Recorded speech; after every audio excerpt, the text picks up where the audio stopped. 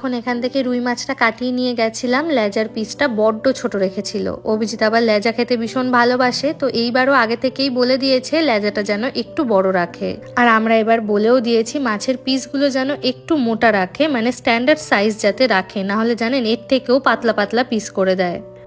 রুই মাছটা হয়ে গেছে, এবারে কাটছে ইলিশটা। আগেরবার যে ইলিশটা নিয়েছিলাম তার পেটে ডিম ছিল, তবে এইটার আর মনে হচ্ছে না ডিম আছে বলে। যদিও শুনেছি যে ডিম থাকলে নাকি ইলিশের টেস্ট একটু হলেও কমে যায়। দেখা যাক এই ইলিশটা খেয়ে যে কেমন কি টেস্ট হয়। হয়ে গেছে মাছ কাটা, এবার একটু দেখছি যে আর কিছু মাছ যদি নেওয়া যায়। এখানে দেখুন এই ছোট্ট ছোট্ট পমফ্রেটগুলো বিক্রি হচ্ছে, আর তার পাশেই প্যাকেটে রয়েছে কিন্তু নোনা ইলিশ। আমরা এখানে এসে মানে আমেরিকাতে এসে পমফ্রেটটা এখনো একদিনও খাইনি, দেখা যাক যদি পরে কখনো ইচ্ছা হয় তাহলে নেব। এই যে নোনা ইলিশের প্যাকেটটা দেখুন, ভরে ভরে কিন্তু নুন দেওয়া।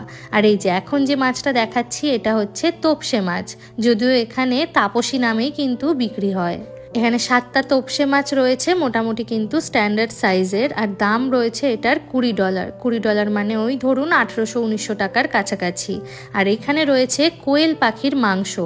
এই কোয়েল পাখির মাংস আজকে এই বাজারে প্রথম দেখলাম। নর্মালি হাঁসের মাংস বিক্রি হতে দেখেছি, তবে পাখির মাংস কিন্তু আমি প্রথমবার দেখলাম।